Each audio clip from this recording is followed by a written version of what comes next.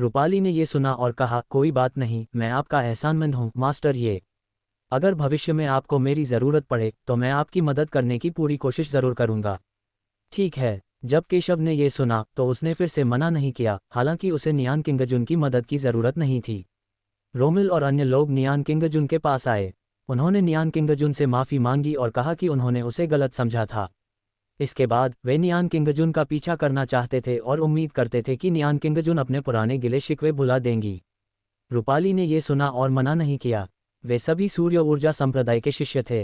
रोमिल और अन्य लोग केशव के पास आए और उनसे माफ़ी मांगी, कहा कि पहले केशव पर हमला करना एक गलती थी और वे भगवान केशव के बहुत आभारी थे कि उन्होंने उदारता दिखाई और उन पर हमला नहीं किया। केशव को ज़रा भी परवाह नहीं थी और उसने उनसे माफ़ी न मांगने को कहा। उन्होंने पहले भी सूर्या के निर्देशों का पालन किया था और यह बहुत अच्छी बात थी कि अब उन्होंने एक नया अध्याय शुरू कर दिया था। चल दर, केशव ने कहा कि प्राचीन युद्ध के मैदान में अभी भी बहुत सी चीज़ें हो रही हैं। प्राचीन युद्ध क्षेत्र में अब स्थिति धीरे धीरे बहुत बदल गई है। शुरुआत में दक्षिया के लोगों को लगा कि प्राचीन युद्ध क्षेत्र में केवल वे ही घुसे थे, लेकिन जब वे प्राचीन युद्ध क्षेत्र के खंडहरों की खोज कर रहे थे तो उन्हें पता चला कि मंगल साम्राज्य के लोग भी घुस आए थे। मंगल साम्राज्य के लोग न केवल खजाने के लिए लड़ना चाहते थे बल्कि उन्हें मारना भी चाहते थे, जिसके कारण मंगल साम्राज्य के कई शक्तिशाली लोग, जो मूल रूप से एक दूसरे के साथ झगड़ रहे थे, मंगल साम्राज्य के शक्तिशाली लोगों से निपटने के लिए एकजुट होने का फैसला किया। केशव सत्यपथ संप्रदाय और जुवान्यू संप्रदाय से लोगों को लेकर आए और रास्ते में मंगल साम्राज्य के कई शक्तिशाली लोगों ने उन पर हमला किया, लेकिन उन सभी का अंत एक ही था, मृत्यु। बेशक केशव मंगल साम्राज्य के मजबूत लोगों को निशाना नहीं बना रहा है, बल्कि उन सभी को निशाना बना रहा है जो उन पर हमला करना चाहते हैं। चाहे वह मंगल साम्राज्य हो, दक्षिया हो या कोई शक्तिशाली दानव, जो कोई भी उस पर हमला करना चाहेगा वह मर जाएगा। धमाका। इस समय जैसे ही सभी लोग एक स्थान पर पहुंचे, उन्होंने अपने सामने एक जोरदार धरती हिलने की आवाज़ सुनी, जिसे हजारों मील दूर से भी महसूस किया जा सकता था। आगे मजबूत लोग लड़ रहे हैं। केशव के पीछे खड़े लोगों की आंखें थोड़ी सिकुड़ गईं, उन्हें एहसास हुआ कि वे शायद फिर से किसी बात पर लड़ रहे थे। हालांकि उन्हें ऐसी चीज़ों का सामना कई बार करना पड़ा है, इसलिए यह आश्चर्य की बात नहीं है। उन्होंने ऊपर देखा तो पाया कि एक तरफ तीसरी राजकुमारी दाजिया और उसका समूह था, जबकि दूसरी तरफ वे लोग थे जिन्हें वे नहीं जानते थे। कई लोगों ने उन्हें उत्सुकता से देखा, लेकिन केशव ने उनके कपड़ों को देखकर उनकी पहचान ली। निरंकार संप्रदाय के लोग, मंगल साम्राज्य के 4 प्रमुख संप्रदायों के लोग। प्रणव, यह मेरा महान जिया क्षेत्र है, अपनी किस्मत को ज्यादा मत आजमाओ। इस क्षण तीसरी राजकुमारी का चेहरा राख और कुरूप हो गया। उसने केशव की मदद से अपनी प्रतिभा को जागृत किया और दुनिया भर के त्यांजियाओं में सर्वोच्च प्रतिभा मानी जाने लगी। हालांकि वह अभी भी अपनी प्रतिद्वंद्वी के सामने कुछ नहीं कर पाए, क्योंकि यह व्यक्ति मंगल साम्राज्य का चौथा राजकुमार है और मंगल साम्राज्य के सिंहासन के लिए प्रतिस्पर्धा करने वाला सबसे अधिक संभावना वाला व्यक्ति भी है। हुआंग, संघर्ष करना बंद करो, तुम मेरे सामने कुछ भी नहीं हो। ये दाजिया का गुप्त क्षेत्र है, लेकिन दाजिया का प्राचीन युद्ध क्षेत्र पर कोई नियंत्रण नहीं है। अब तुम मेरे प्रतिद्वंद्वी नहीं हो। मैंने पहले भी तुम्हारा बहुत पीछा किया था, लेकिन तुमने मुझे एक मौका भी नहीं दिया और मुझे नीचा दिखाया। अगर ऐसा है तो इस बार जबरदस्ती करने के लिए मुझे दोष मत दो। बात पक्की हो गई। मेरी प्रतिभा के साथ अगर तुम मेरे पीछे आओगे तो तुम्हें कोई नुकसान नहीं होगा। उद्धरण चिन्ह। प्रणव ने व्यंग्य करते हुए कहा, उसकी उग्र और बुरी नज़रें बिना किसी छुप के तीसरी राजकुमारी पर पड़ी, मानो वह तीसरी राजकुमारी को नंगा करना चाहता हो। तीसरी राजकुमारी न केवल दक्षिया की राजकुमारी है, बल्कि बेहद खूबसूरत भी है। जब उसने तीसरी राजकुमारी को सीमा पर देखा तो वह हमेशा उसका पीछा करना चाहता था, लेकिन तीसरी राजकुमारी अपनी हैसियत के कारण उसकी बात नहीं मानती थी। उसे अब प्राचीन युद्ध के मैदान में तीसरी राजकुमारी से मिलने की उम्मीद नहीं थी। चूंकि मामला ऐसा था, इसलिए स्वाभाविक रूप से वह इस अवसर को नहीं चूकना चाहता था और उसने उसके साथ जबरदस्ती करने की योजना बनाई। जब तक वह तीसरी राजकुमारी को जबरन ले जाता है, भले ही वह अनिच्छुक हो, वह उसकी स्त्री रहेगी। तीसरी राजकुमारी के साथ उसके पास न केवल एक महिला थी, बल्कि एक शक्तिशाली सेनापति भी था जो उसे सिंहासन के लिए लड़ने में मदद कर सकता था। तीसरी राजकुमारी ने यह सुना और उसका चेहरा खराब हो गया। उसने गुस्से से प्रणव की ओर देखा और कहा, धिक्कार है प्रणव, मैं मर भी जाऊंगी तो भी तुम्हें कामयाब नहीं होने दूंगी। हालांकि तीसरी राजकुमारी जानती थी कि वह प्रणव के लिए कोई मुकाबला नहीं है, वह अपनी मासूमियत प्रणव को नहीं देगी। कितना बेशर्म, मैं अब और बर्दाश्त नहीं कर सकता। दृष्टि। नियान किंगजुन और पास खड़े अन्य लोग ये सुनकर बेहद क्रोधित हुए। हालांकि तीसरी राजकुमारी के साथ उनका कोई करीबी रिश्ता नहीं था, फिर भी जब उन्होंने तीसरी राजकुमारी को यह दृश्य देखा तो वे उसकी मदद करने से खुद को रोक नहीं पाए। कौन मरना चाहता है? इस समय प्रणव ने स्वाभाविक रूप से दृष्टि और अन्य लोगों की आवाज़ें सुनी और व्यंग्यात्मक लहजे में कहा कि अगर कोई यहाँ आता भी है तो उसे कोई परवाह नहीं है। अपनी ताकत के साथ वह दाजिया से किसी से नहीं डरता है, और अगर वे मंगल साम्राज्य से हैं तो वे शायद उसकी पहचान जानने के बाद हस्तक्षेप करने की हिम्मत नहीं करेंगे। लेकिन अगले ही पल जब उसने नियान किंगजुन, दृष्टि, सुन मेंघन और अन्य लोगों को देखा तो उसकी आंखें बदलने के अलावा और कुछ नहीं कर सकी और अधिक लालची हो गई। हाँ, मुझे उम्मीद नहीं थी कि कुछ और सुंदरियां आएंगी। क्या आप लोग उन्हें मेरे दरवाजे तक पहुंचा रहे हैं? प्रणव की बातें सुनकर नियान किंगजुन और अन्य लोग बहुत क्रोधित हुए। उन्हें उम्मीद नहीं थी कि यह व्यक्ति इतना घिनौना होगा। जब तीसरी राजकुमारी ने उन्हें देखा तो उसकी आंखों में चिंता की एक झलक दिखाई दी। मिस नियान, कृपया जल्दी से चले जाए, यहाँ मत रहिए। वह अपनी वजह से नियान किंगजुन और बाकियों को नीचे नहीं घसीटना चाहती थी। वह जानती थी कि निरंकार संप्रदाय और बाकियां कितने शक्तिशाली थे। ये तो महज एक चींटी है, तीसरी राजकुमारी को इससे क्या डरना है? केशव की आवाज़ शांत थी। हालांकि वह अन्य लोगों के मामलों में हस्तक्षेप करने का इरादा नहीं रखता था, लेकिन दूसरी पार्टी तीसरी राजकुमारी थी, एक परिचित, और वह भी दृष्टि, नियान किंगजुन और अन्य के बारे में सोच रही थी, इसलिए वह स्वाभाविक रूप से निष्क्रिय नहीं बैठ सकता था। बेटा, तुमने क्या कहा? केशव की बातें सुनकर प्रणव की आंखें गुस्से से चौड़ी हो गईं। उसने सचमुच उसे बेकार कहने की हिम्मत की थी। वह मौलिक मुख्य क्षेत्र में एक बेकार चीज़ है और आप उसे बेकार कहने की हिम्मत करते हैं। मैं तुम्हें एक मौका दूंगा। तीसरी राजकुमारी, किंगजुन और अन्य लोगों से माफ़ी मांगो और मैं तुम्हारी जान बख्श दूंगा, वरना तुम मर जाओगे। केशव ने बस उसकी ओर देखा और शांति से कहा, सिर्फ तुम, लड़के, तुम हीरो बनना चाहते हो और सुंदरता को बचाना चाहते हो, लेकिन तुम्हें अपनी जगह नहीं पता। केशव की बातें सुनकर प्रणव ने व्यंग्य किया, यदि आप नायक बनना चाहते हैं और संकट में फंसी युवती को बचाना चाहते हैं तो आपको ये भी विचार करना चाहिए कि क्या आप इसके लिए पर्याप्त योग्य हैं। यदि आप स्वयं को महान दिखाने का दिखावा करते हैं, भले ही आप में वह योग्यता न हो, तो आप मौत को आमंत्रित कर रहे हैं। इस समय प्रणव ने देखा कि कैसे नियान किंगजुन, तीसरी राजकुमारी और अन्य लोगों ने केशव के साथ व्यवहार किया, जिससे उसे बहुत जलन हुई। ये सुंदरियां वास्तव में केशव पर बहुत आश्वस्त थीं, मानो जब तक केशव वहां है कुछ भी नहीं होगा। ये हारा हुआ आदमी इतनी सारी महिलाओं को अपने ऊपर विश्वास कैसे दिला सकता है? वह केशव को मारना चाहता है। धमाका, एक शक्तिशाली मुक्का सीधे फेंका गया। फक फक करना, केशव ने सीधे मुक्का मारा, प्रणव के हमले को नष्ट कर दिया। यदि आप मृत्यु की मांग पर अड़े रहेंगे तो मैं आपकी इच्छा पूरी करूंगा।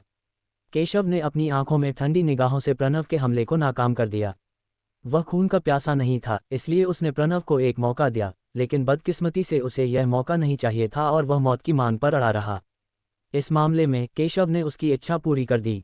निरंकार संप्रदाय के प्रतिभाशाली लोगों की नज़र में प्रणव लगभग अजेय है, लेकिन केशव का सामना करने पर वह नुकसान में है। हालांकि वे सभी समझ गए थे कि ऐसा नहीं था कि प्रणव कमज़ोर था, बल्कि केशव उनकी कल्पना से परे था। यह ऐसी बात है जिसकी वे कल्पना भी नहीं कर सकते। टकराना, जैसे ही केशव ने एक चाल चली, एक आकृति उड़ गई। वह कोई और नहीं बल्कि प्रणव था। उसकी छाती पर कपड़े फटे हुए थे और वह बेहद शर्मिंदा लग रहा था। अपनी पिछली ताकत की तुलना में वह बेहद दुखी लग रहा था। पफ, प्रणव के होश उड़ गए, उसका चेहरा पीला पड़ गया और उसके मुंह से खून की धार बह निकली। पवित्र पुत्र, चौथा राजकुमार, वह कैसे संभव है? पवित्र पुत्र घायल हो गया है। आखिर यह बच्चा कौन है? वह इतना भयानक है कि चौथा राजकुमार भी उसका मुकाबला नहीं कर सकता। अनगिनत निरंकार संप्रदाय के प्रतिभाशाली लोग ये कहने से खुद को नहीं रोक पाए कि वे इसे स्वीकार नहीं कर सकते। उन्हें उम्मीद नहीं थी कि पवित्र पुत्र, जो उनकी नज़र में इतना शक्तिशाली था, न केवल उड़ा दिया जाएगा बल्कि घायल भी हो जाएगा। दूसरी ओर केशव के शरीर पर कोई चोट नहीं थी, जो उनके लिए अविश्वसनीय था। लड़के, तुम कौन हो? प्रणव का चेहरा बेहद बदसूरत लग रहा था। उसने शुरू में सोचा था कि केशव बस एक चींटी है और उसने उसे बिल्कुल भी गंभीरता से नहीं लिया। हालांकि उसने यह उम्मीद नहीं की थी कि वह इतना भयानक होगा। उसने सोचा था कि केशव उसके राजवंश का सबसे बड़ा प्रतिभाशाली व्यक्ति होगा, लेकिन उसे उसकी पृष्ठभूमि का पता नहीं था। ऐसा व्यक्ति जिसे आप अपमानित नहीं कर सकते। केशव ने यह सुना और तिरस्कार से कहा, लेकिन उन्होंने कहा कि वह उन्हें अपमानित नहीं कर सकते, न कि उनकी पृष्ठभूमि के कारण बल्कि उनकी ताकत के कारण। केशव की बातें सुनकर प्रणव का चेहरा खराब हो गया। आखिरकार वह मंगल साम्राज्य का राजकुमार था, पर उसने कहा कि वह उसे नाराज नहीं कर सकता। डोंगजोऊ के शीर्ष राजवंश की प्रतिभा भी ऐसी हो सकती है जिसे वह नाराज नहीं कर सकता। यह आदमी मुझे गंभीरता से नहीं लेता। लेकिन वह असहाय था। पहले वह बेहद घमंडी था और केशव को गंभीरता से नहीं लेता था, लेकिन उसे उम्मीद नहीं थी कि केशव की ताकत इतनी भयानक होगी। अब उसके पास केशव के अपमान का खंडन करने का कोई रास्ता नहीं है। लड़के, मैं तुम्हें मार डालूंगा, प्रणव ने गुस्से से ठंडे स्वर में कहा। वह बेतहाशा दहाड़ा और उसके हाथ में एक प्राचीन लंबी तलवार प्रकट हुई, जो जोरदार शक्ति से फूट पड़ी। जैसे ही लंबी तलवार प्रकट हुई, स्वर्ग और पृथ्वी दब गए। ये शक्ति तलवार है। शक्ति तलवार मंगल साम्राज्य की सबसे कीमती तलवार है। मैंने कभी नहीं सोचा था कि यह चौथे राजकुमार के हाथों में होगी। निरंकार संप्रदाय के अनगिनत प्रतिभाशाली लोग ये दृश्य देखकर दंग रह गए। शक्ति तलवार मंगल साम्राज्य की सबसे उच्चस्तरीय तलवारों में से एक है। यहाँ तक कि सर्वोच्च सेनाओं के पास भी केवल एक ही तलवार होती है। हर किसी के पास यह नहीं हो सकती। केवल प्रणव, जो मंगल साम्राज्य का राजकुमार है और सबसे पसंदीदा राजकुमार है, ही इसका उपयोग करने के योग्य है। हालांकि प्रणव अपनी पूरी ताकत लगाने में सक्षम नहीं हो सकता है, लेकिन हर कोई समझता है कि शक्ति तलवार के साथ प्रणव कितना शक्तिशाली होगा।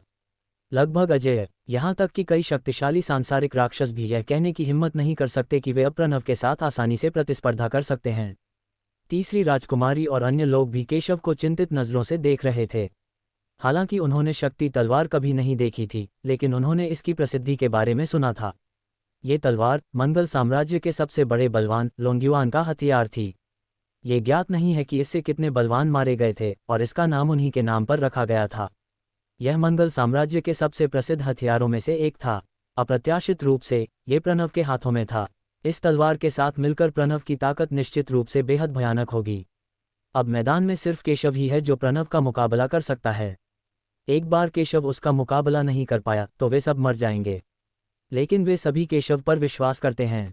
चाहे केशव का दुश्मन कितना भी शक्तिशाली क्यों न हो, वे सभी मानते हैं कि केशव उससे लड़ सकता है। बेटे, मैंने शुरू में सोचा था कि मंगल साम्राज्य में कोई भी मुझे इस तलवार का इस्तेमाल करने के लिए मजबूर नहीं कर सकता। मुझे उम्मीद नहीं थी कि तुम मुझे इस तलवार का इस्तेमाल करने के लिए मजबूर करोगे। लेकिन ड्रैगन एबिस तलवार के नीचे मरना तुम्हारे लिए सम्मान की बात है। प्रणव ने केशव को ठंडेपन से देखा, मानो वह किसी मृत व्यक्ति को देख रहा हो। अपने हाथ में ड्रैगन एबिस तलवार के साथ वह शक्तिशाली और आत्मविश्वासी है और बेजोड़ है, एक अद्वितीय हत्या देवता की तरह है। अगले ही पल एक तलवार सीधे केशव की ओर गिरी। धमाका! एक अत्यंत शक्तिशाली तलवार की किरण केशव की ओर गिरी, जिससे सीधे आकाश और पृथ्वी में एक बड़ी दरार पड़ गई। भयानक शक्ति के साथ विस्फोट हुआ और सभी दिशाओं में फैल गया। इस तलवार ने आसपास के कई शक्तिशाली लोगों को इस भयानक बल का सामना करने में असमर्थ बना दिया और वे खून की उल्टी करने की स्थिति तक सदमे में आ गए। मरना! प्रणव ने केशव को क्रूरता से देखा। उसकी प्रबल गति में कोई आरक्षण नहीं था। केशव को मारने के लिए दृढ़ संकल्प। इस कमीने ने इतने लोगों के सामने उसकी बेइज्जती करवा दी थी, इसलिए अगर वह उसे मार भी देता तो भी वह अपने दिल का गुस्सा नहीं निकाल पाता। उसने केशव को अंतहीन गुस्से से भरी आंखों से देखा। मूल रूप से ये शक्ति तलवार वह साधन था जिसका उपयोग उसने अंतिम विरासत के लिए लड़ने के लिए किया था, लेकिन अब इसका उपयोग अग्रिम रूप से केशव पर किया गया था, जो उसके लिए शर्म की बात थी। तलवार तो अच्छी है, लेकिन तुम बहुत कमज़ोर हो। जब केशव ने तलवार को मारने के लिए निकलते देखा तो वह बिल्कुल भी नहीं घबराया। प्रणव शक्ति तलवार के साथ मिलकर बेहद शक्तिशाली था। गोल्डन एम्ब्रियो के अन्य शक्तिशाली योद्धा भले ही उसके विरोधी न हो, लेकिन उसका सामना जिस प्रतिद्वंद्वी से हुआ वह केशव था, और केशव ने उसे बिल्कुल भी गंभीरता से नहीं लिया। यद्यपि उसके पास शक्ति तलवार थी, फिर भी इससे उसकी ताकत में बहुत कम ही सुधार हुआ। नष्ट करना! केशव ने तिरस्कारपूर्वक कहा और उसके हाथ में किंगशुआन तलवार प्रकट हो गई। हालांकि यह भी एक हथियार था, फिर भी कई लोग केशव के हाथ में किंगशुआन तलवार देखकर उपहास करने से खुद को नहीं रोक पाए। क्या एकमात्र पृथ्वी स्तर का हथियार स्वर्ग स्तर के हथियार से प्रतिस्पर्धा करना चाहता है? क्या केशव बहुत भोला नहीं है? केशव उदासीन था और उसे बिल्कुल भी परवाह नहीं थी। उनकी राय में ताकतवर हथियार नहीं है, बल्कि ताकतवर वह व्यक्ति है जो हथियार का इस्तेमाल करता है। चाहे हथियार कितना भी शक्तिशाली क्यों न हो, यदि आप उसकी शक्ति का प्रयोग नहीं कर सकते तो वह बेकार होगा। सबको लगा कि प्रणव की जीत पक्की है और केशव उसका विरोधी नहीं हो सकता, लेकिन तभी सबके चेहरे अचानक बदल गए और उन्होंने देखा कि दोनों हमले बेतहाशा टकरा रहे हैं। एक भयानक तेज आवाज़ तुरंत सुनाई दी और बची हुई शक्ति चारों दिशाओं में फैल गई। उसने वास्तव में उन सभी प्रतिभाशाली लोगों को आश्चर्यचकित कर दिया जो युद्ध देख रहे थे। ऐसी भयानक शक्ति से कई प्रतिभाएं गंभीर रूप से घायल हो गईं, लेकिन सत्यपथ संप्रदाय, जुवान्यू संप्रदाय और अन्य पहले से तैयार थे और केशव की भयानक ताकत को जानते थे, इसलिए वे घायल नहीं हुए। हर कोई मैदान की ओर गौर से देख रहा था, इस रोमांचक मुकाबले से चूकने के डर से। हर कोई जानना चाहता है कि आखिर में कौन जीतेगा। जल्द ही अंत आ गया है, सबको चौंका देने वाला। मैंने एक आकृति को उल्कापिंड की तरह उड़ते हुए, भयंकर रूप से टूटते हुए, अनगिनत पहाड़ों को तोड़ते हुए देखा और अंततः रुक गया। यह आकृति केशव नहीं थी, जिसके बारे में सभी को लगता था कि वह नुकसान में है, बल्कि प्रणव थी। केशव अभी भी वहीं खड़ा था, निश्चल। मंगल साम्राज्य के लोग अविश्वास से ये दृश्य देख रहे थे, स्तब्ध। उन्हें उम्मीद नहीं थी कि केशव को वास्तव में लाभ मिलेगा। भले ही प्रणव ने शक्ति तलवार का इस्तेमाल किया हो, वह केशव का मुकाबला नहीं कर सकता था। जैसा कि केशव ने कहा, तलवार अच्छी है, लेकिन इसका उपयोग करने वाला व्यक्ति बहुत कमजोर है। धिक्कार है, कितना घमंडी। ये बच्चा वास्तव में अपनी जगह नहीं जानता। केशव की बातें सुनकर बहुत से लोग भड़क गए। प्रणव उनके महान यान का राजकुमार था और उसकी ताकत भी प्रभावशाली थी। लेकिन केशव जैसे नीच व्यक्ति ने प्रणव से इस तरह बात करने की हिम्मत कैसे की? उनकी नज़र में प्रणव केशव को नीचा दिखाने के योग्य है, लेकिन केशव प्रणव को नीचा दिखाने के योग्य नहीं है। तीसरी राजकुमारी ने जब ये दृश्य देखा तो वह कृतज्ञ हो गई। आखिरकार अगर दूसरे लोग ऐसी स्थिति का सामना करते तो वे कार्रवाई करने की हिम्मत नहीं करते। केवल केशव ही उसकी जान बचाने के लिए आगे आया। लड़के, तुम मौत की तलाश में हो। केशव की बातें सुनकर प्रणव आग बबूला हो गया। इस चींटी ने तो ये कहने की हिम्मत कर दी कि वह उसे मार डालना चाहती है। उसे नहीं पता कि वह जिंदा रहेगा या मर जाएगा। मरना। उसने बिना किसी हिचकिचाहट के सीधा हमला किया।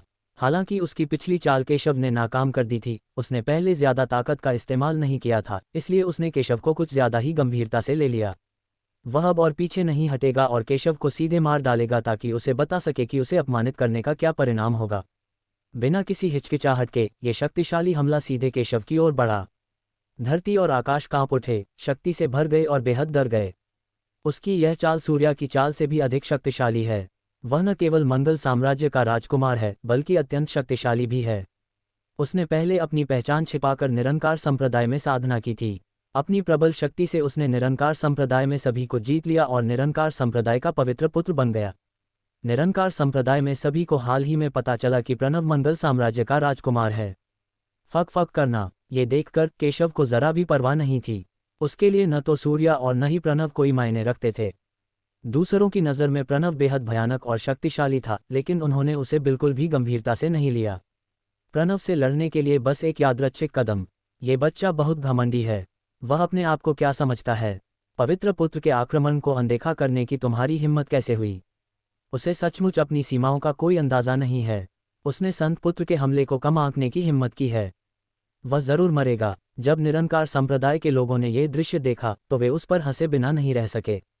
केशव भले ही प्रतिभाशाली हो, लेकिन प्रणव उनके संप्रदाय का पवित्र पुत्र और मंगल साम्राज्य का राजकुमार था।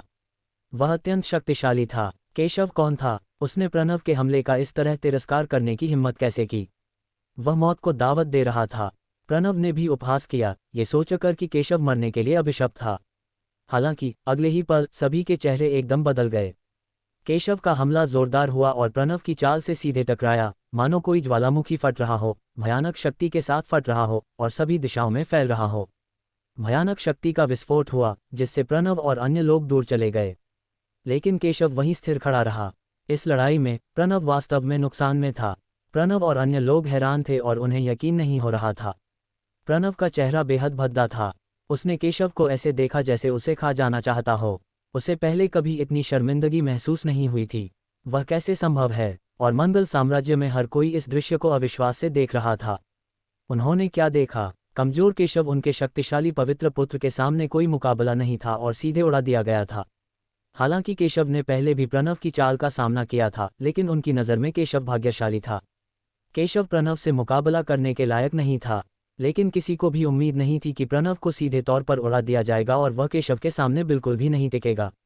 हालांकि प्रणव ने अपनी पूरी ताकत का इस्तेमाल नहीं किया होगा, क्योंकि उसने केशव को गंभीरता से नहीं लिया था। केशव ने भी अपनी पूरी ताकत का इस्तेमाल नहीं किया।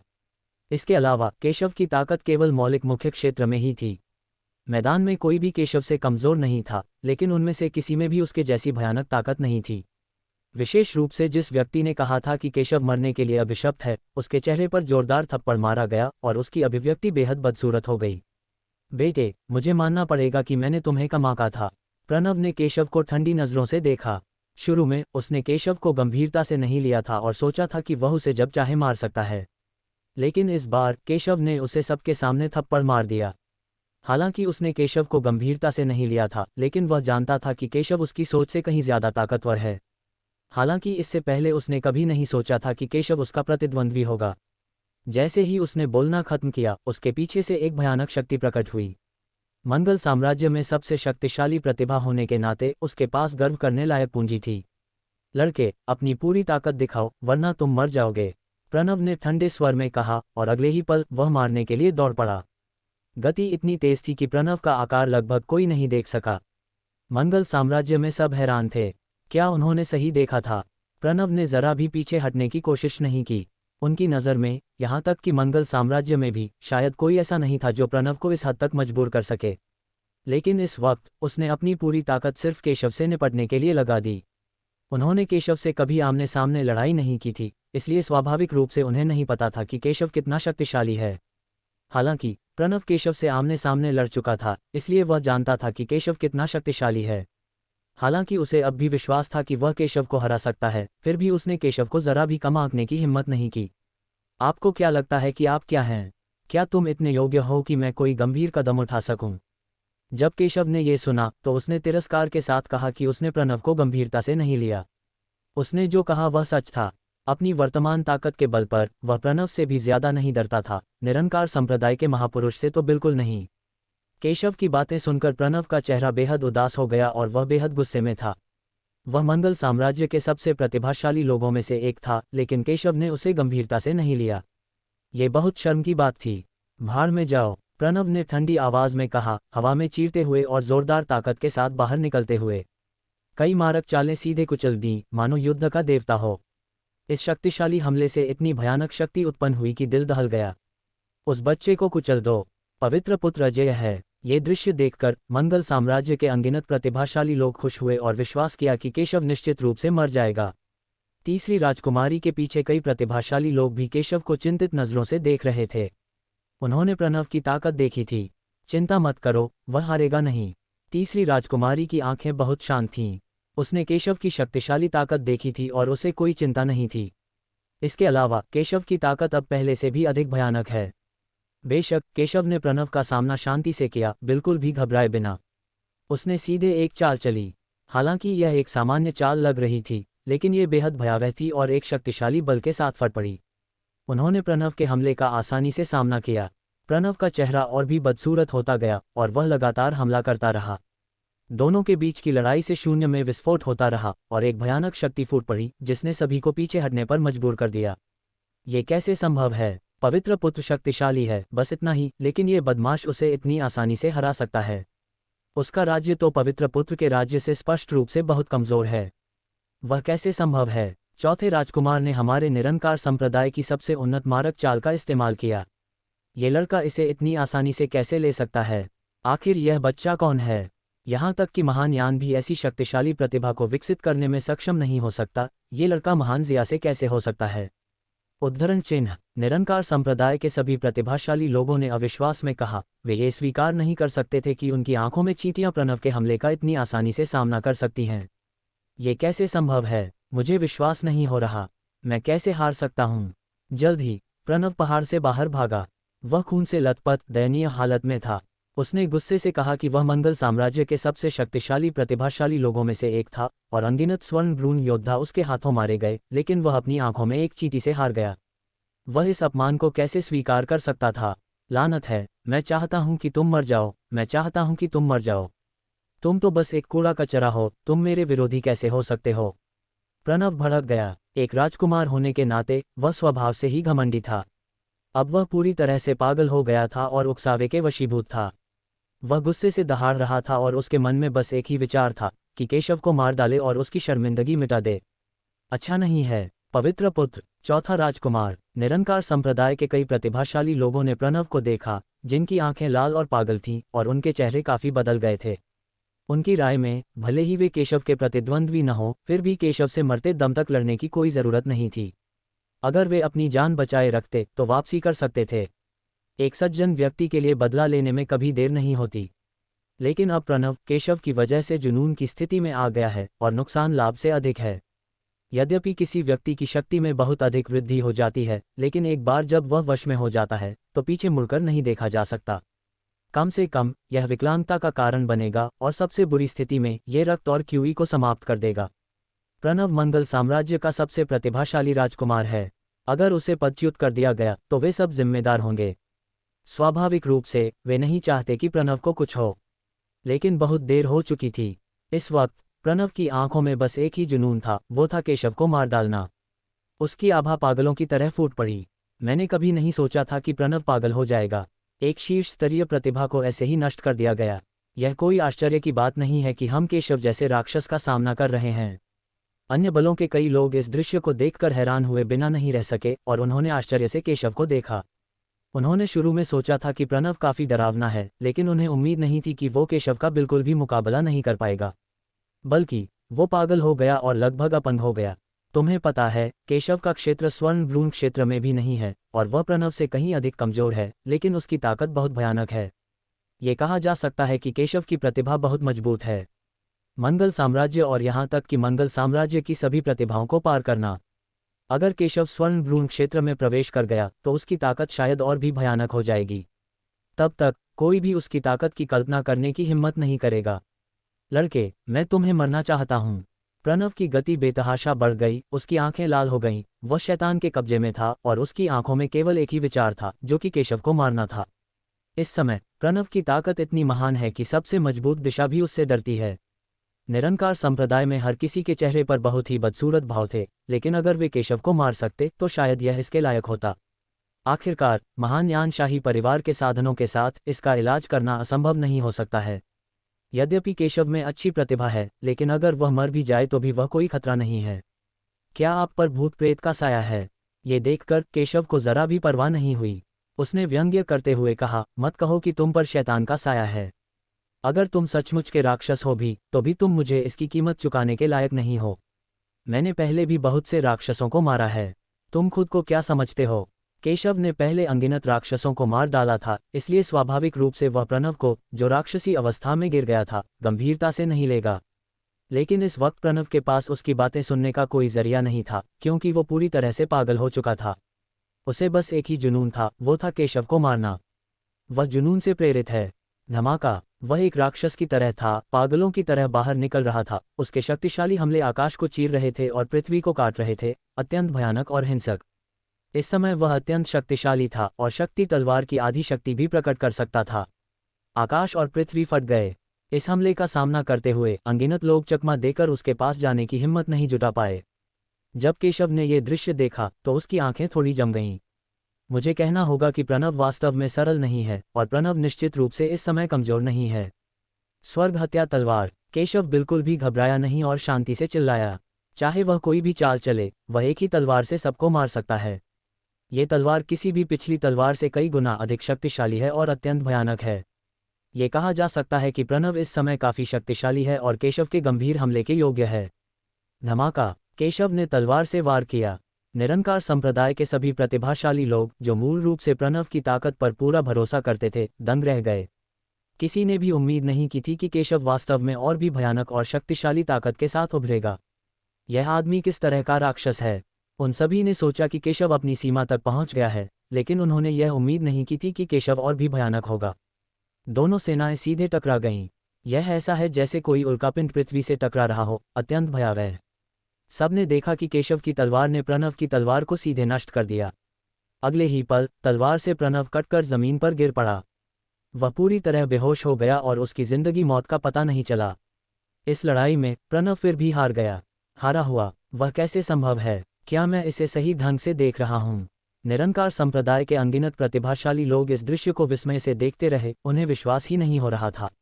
उन्होंने शुरू में सोचा था कि केशव भूत प्रेत से ग्रस्त प्रणव का मुकाबला नहीं कर पाएगा, लेकिन उन्हें यह उम्मीद नहीं थी कि प्रणव फिर भी केशव से हार जाएगा और एक भी वार झेल नहीं पाएगा। ये बच्चा कितना ताकतवर है! राक्षस! अन्य सेनाओं के प्रतिभाशाली लोग, तीसरी राजकुमारी और अन्य लोग केशव को देखकर यह कहने से खुद को नहीं रोक सके कि उन्होंने ऐसा राक्षस कभी नहीं देखा था। केशव उन्हें बार बार आश्चर्यचकित करता है। यहाँ तक कि पूरे मथुरा में केशव शीर्ष प्रतिभाशाली लोगों में से एक है।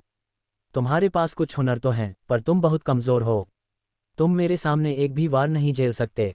केशव ने शांति से कहा, मानो कोई मामूली बात कह रहा हो। अगर यह पहले होता तो सब लोग उपहास करते और सोचते कि यह मजाक है। लेकिन इस समय किसी ने भी केशव का खंडन करने या उसे कमांकने की हिम्मत नहीं की, क्योंकि यह तथ्य था, केशव बहुत मजबूत है। चौथा राजकुमार, पवित्र पुत्र। निरंकार संप्रदाय के अन्य प्रतिभाशाली लोग प्रणव के पास पहुंचे और बेहोश चौथे राजकुमार को अत्यंत कुरूप भाव से देखने लगे। चल दर, बेटा, मेरा इंतजार करो। वे प्रणव को यहाँ से ले जाने के लिए तैयार थे। चलो, तुम कहाँ जाना चाहते हो? अब जब तुम यहाँ हो तो चलो हम सब यहीं रहें। केशव ने उन्हें देखा और शांति से कहा। अगले ही पल उसकी आभा उन पर छा गई, जिससे वे हिल भी नहीं पा रहे थे। वे डर के मारे केशव को देखने लगे। बेटा, तुम क्या करना चाहते हो? हम निरंकार संप्रदाय से हैं और पवित्र पुत्र मंगल साम्राज्य के चौथे राजकुमार हैं। क्या तुम हमें मारने की हिम्मत रखते हो? मंगल साम्राज्य और निरंकार संप्रदाय तुम्हें कभी जाने नहीं देंगे। निरंकार संप्रदाय के सभी लोग केशव को अविश्वास से देख रहे थे। उन्हें उम्मीद नहीं थी कि केशव सचमुच उन्हें मारना चाहता है। वे निरंकार संप्रदाय के सदस्य हैं। वे लंबे समय से घमंडी रहे हैं और उन्होंने कभी नहीं सोचा था कि कोई उन्हें मारने की हिम्मत करेगा। अगर केशव उन्हें मारना भी चाहता तो वे निश्चित रूप से उसके मुकाबले में नहीं होते। आखिरकार प्रणव भी केशव को एक ही चाल में नहीं हरा सकता था। मुझे धमकी दे रहे हो?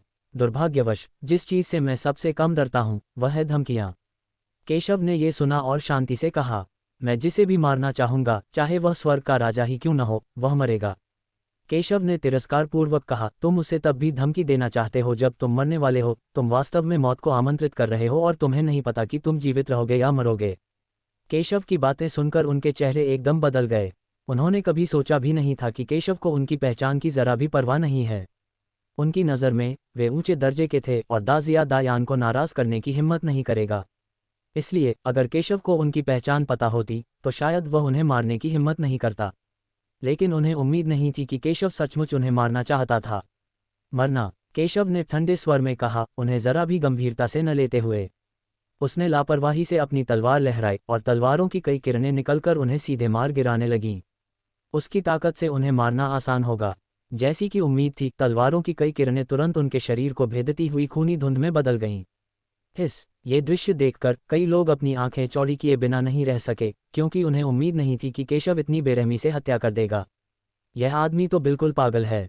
मंगल साम्राज्य से कहीं ज्यादा ताकतवर है। निरंकार संप्रदाय मंगल साम्राज्य की सबसे मजबूत ताकतों में से एक है और प्रणव मंगल साम्राज्य के राजकुमारों में से एक है। इतनी सारी पहचानों के साथ उन्होंने उस पर हमला करने की हिम्मत की। मरना, केशव को उनकी नज़रों की जरा भी परवाह नहीं थी। उसे तो बस इतना पता था कि अगर घास को उखाड़ा नहीं गया तो बसंत की हवा में वह फिर से उगाएगी। हालांकि उसे मंगल साम्राज्य के बदले की परवाह नहीं है। मैं तो बस बंदर को डराने के लिए मुर्गे को मारना चाहता हूं। जो कोई भी उसे मारना चाहेगा उसका एक ही परिणाम होगा और वह है मृत्यु। केशव ने अपनी तीखी तलवार सीधे घुमाई और प्रणव को मौत के घाट उतार दिया। कई लोगों ने समझ लिया कि प्रणव की मौत तय है, लेकिन इस समय प्रणव के शरीर के ऊपर अचानक एक सुनहरी रोशनी चमक उठी और अगले ही पल एक भयानक आकृति धीरे धीरे घनीभूत हुई और भयानक शक्ति के साथ फट पड़ी। ऐसा लगता है कि प्रणव मर नहीं सकता। ऐसा लगता है कि यह महान यान शाही परिवार का पूर्वज है। अगर उसे पता होता कि प्रणव केशव की वजह से भटक गया है तो वह निश्चित रूप से केशव को जाने नहीं देता। जब सभी ने धीरे धीरे घनीभूत होती इस आकृति को देखा तो वे कहने से खुद को रोक नहीं सके, मुझे उम्मीद नहीं थी कि प्रणव को महान यान राज परिवार के पूर्वज का संरक्षण प्राप्त होगा, लेकिन ये स्वाभाविक था। आखिरकार प्रणव महान यान राज परिवार का एक प्रतिभाशाली व्यक्ति था। यहाँ तक कि शक्ति तलवार भी प्रणव को किसी भी स्थिति के लिए दी गई थी। उसे इतनी आसानी से कैसे मरने दिया जा सकता था? प्रणव, क्या चल रहा है? कौन है भाई? मेरे शाही शिष्य पर हमला करने की तुम्हारी हिम्मत कैसे हुई? यह आकृति शून्य में दिखाई दी। खेत में दृश्य देखा, प्रणव को खेत में बेहोश देखा, उसका जीवन या मृत्यु अज्ञात था और गुस्से से कहा, मुझे उम्मीद नहीं थी कि कोई प्रणव को मारने की हिम्मत करेगा। इस समय उनकी उपस्थिति ये दिखाने के लिए पर्याप्त है कि प्रणव कितनी खतरनाक स्थिति का सामना कर रहा है। कोलाहलयुक्त केशव ने उसकी बातें सुनी तो उसने आंखों में ठंडी नजरें डालकर कहा कि उसे मंगल साम्राज्य शाही परिवार के पूर्वज के रूप पर ज्यादा आश्चर्य नहीं हुआ। आखिरकार वह उससे पहले भी मिल चुका था। जैसे ही महान यान राज परिवार के पूर्वज प्रकट हुए, उन्होंने बिना किसी हिचकिचाहट के एक ही तलवार के वार से उन्हें मार डाला। तुम्हारी हिम्मत कैसे हुई मुझ पर हमला करने की? मंगल साम्राज्य शाही परिवार के पूर्वज पूरी तरह से स्तब्ध रह गए। उन्हें उम्मीद नहीं थी कि केशव उनकी बात पूरी होने से पहले ही उन पर हमला कर देंगे। उसने यह उम्मीद नहीं की थी कि जब उसने तलवार चलाई तो केशव बिल्कुल भी पीछे नहीं हटा। यह बेहद भयानक था। इससे पहले कि वह कुछ कर पाता, अगले ही क्षण तलवार से उसके टुकड़े टुकड़े कर दिए गए। केशव ने न केवल कार्रवाई की बल्कि सफल भी हुए। लानत है, लड़के, तुम मौत को दावत दे रहे हो। भले ही तुम पृथ्वी के छोर तक भाग जाओ, मैं तुम्हें ढूंढ लूंगा और मार डालूंगा। महान यान शाही परिवार के पूर्वज बेहद गुस्से में थे और गुस्से से बोले, लेकिन वह केवल धमकी दे सकते थे, लेकिन उनके पास कुछ भी करने का कोई और रास्ता नहीं था, क्योंकि इससे पहले कि वह कोई कदम उठा पाते, उन्हें सीधे केशव की तलवार ने टुकड़े टुकड़े कर दिया था। वह प्राचीन युद्ध क्षेत्र में सिर्फ एक क्लोन के रूप में प्रवेश किया, जिसने कोई भूमिका नहीं निभाई। शब्द बोले जाने के बाद ये क्लोन पूरी तरह से दुनिया में गायब हो गया। ये दृश्य देखकर अन्य सेनाओं के लोग दंग रह गए। उन्हें उम्मीद नहीं थी कि केशव मंगल साम्राज्य शाही परिवार के पूर्वज पर हमला करने की हिम्मत करेगा और सफल भी होगा। जब केशव ने महान यान शाही परिवार के पूर्वज से धमकी सुनी तो उसने बिल्कुल भी परवाह नहीं की और इसे बिल्कुल भी गंभीरता से नहीं लिया। उसने अपनी तलवार निकाली और प्रणव पर फिर से हमला किया, उसे सीधे एक तलवार से मार डाला, जिससे वह मृत से भी अधिक मृत हो गया। अपने हाथ की एक लहर से उसने प्रणव और अन्य लोगों की अंगूठियां अपने बैग में डाल लीं। उन्होंने पहले भी बहुत सी चीजें लूटी थीं, लेकिन अब वे केशव के लिए एक सौदा बन गए हैं। मास्टर ये, आज आपकी मदद के लिए धन्यवाद। मैं इसे हमेशा याद रखूंगा। अगर भविष्य में आपको किसी चीज़ की ज़रूरत पड़ी तो मैं आपकी दयालुता का बदला चुकाने की पूरी कोशिश करूंगा। तीसरी राजकुमारी केशव के पास आए और बहुत कृतज्ञता से कहा कि अगर केशव की मदद न होती तो वह आज बच नहीं पाती।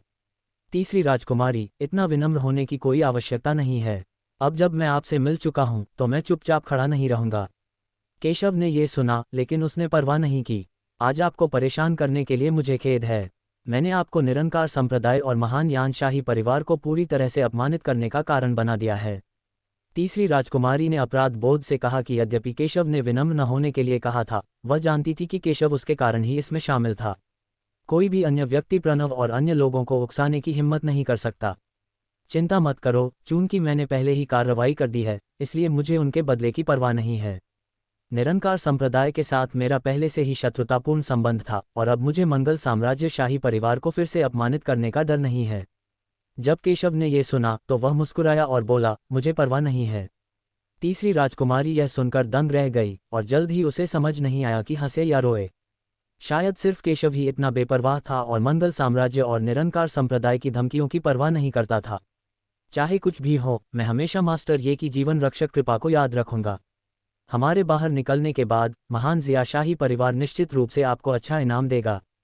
तीसरी राजकुमारी ने केशव को देखा और गंभीरता से कहा, या शायद केशव की नज़र में ये कुछ भी नहीं था, लेकिन उसके लिए तो केशव एक हीरो की तरह था जो अचानक कहीं से प्रकट हुआ और उसे बचा लिया, जिससे वह बेहद आभारी हो गई, जिसका कोई हिसाब नहीं लगाया जा सकता था।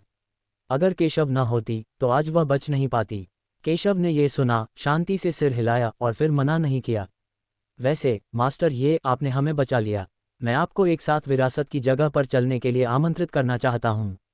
तीसरी राजकुमारी ने केशव को देखा और कहा, विरासत का स्थान? केशव ने कहा, हाँ, हमारे महान जिया शाही परिवार की प्राचीन पुस्तकों में एक बार दर्ज किया गया था कि प्राचीन युद्ध के मैदान में एक पैतृक विरासत थी। हम पैतृक विरासत प्राप्त करने के लिए यहाँ आए हैं। तीसरी राजकुमारी बोली। जब केशव ने यह सुना तो वह जुवान्यू संप्रदाय में पहले जो हुआ था उसका अनुभव करने के बाद आश्चर्यचकित नहीं हुआ। उस स्थिति में बहुत बहुत धन्यवाद तीसरी राजकुमारी। केशव ने यह सुना और बोला, मुझे धन्यवाद देने की कोई ज़रूरत नहीं है। यह मेरी जान बचाने के लिए मास्टर ये का आभार व्यक्त करने का मेरा तरीका है। इसके अलावा मेरे लिए विरासत प्राप्त करना इतना आसान नहीं है। आपके यहाँ होने से मास्टर ये मुझे बहुत सुकून मिलता है। तीसरी राजकुमारी मुस्कुराए और कहा कि वह केशव को इसलिए साथ लाना चाहती थी क्योंकि वह चाहती थी कि केशव उसकी मदद करे।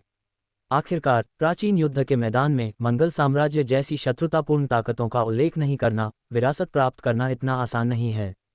ऐसी स्थिति में चलिए बिना किसी और बात के चलते हैं। केशव ने जवाब में सिर हिलाया। उसे भी ग्रेट जिया शाही परिवार की विरासत में कुछ दिलचस्पी थी। धन्यवाद मास्टर, ये चलो साथ चलते हैं, तीसरी राजकुमारी ने खुशी से कहा और केशव, नियान किंगजुन और अन्य लोगों के साथ वहां से चली गई। भीड़ आगे बढ़ती रही और अब वे मुख्य क्षेत्र में पहुंच गए थे। यह क्षेत्र बाहरी क्षेत्र से भी ज्यादा वीरान था। ये पूरी तरह से खामोश था, काली रोशनी में लिपटा हुआ था जहां घास तक नहीं उग रही थी। आकाश और धरती धुंधले थे, शून्य कांप रहा था और आकाश में दरारें पड़ रही थीं। चारों ओर विशाल भूमि थी और धरती के ऊपर एकाकी और बंजर पहाड़ खड़े थे। टूटे हुए हथियार हर जगह देखे जा सकते हैं, लेकिन अनगिनत वर्षों के बाद ये हथियार अपनी मूल चमक खो चुके हैं और कबाड़ धातु में बदल गए हैं। हर तरफ दिखाई देने वाली लाशें सबको चौंका देती थीं। हजारों साल बाद भी इन लाशों से एक तेज आभा निकलती थी जो लोगों को सिहरन पैदा कर देती थी। यह उनकी पुरानी ताकत दिखाने और लोगों को यह समझाने के लिए काफ़ी थी कि प्राचीन युद्ध क्षेत्र कितना खतरनाक था। जब हर कोई यहाँ आया तो केशव को छोड़कर लगभग हर कोई एक शक्तिशाली दबाव महसूस कर सकता था। हर जगह कांप रहा था और हिलने में असमर्थ था। सौभाग्य से केशव ने जल्दी से एक शक्तिशाली दबाव जारी किया, जिससे उन्हें दबाव का विरोध करने और आगे बढ़ने में मदद मिली।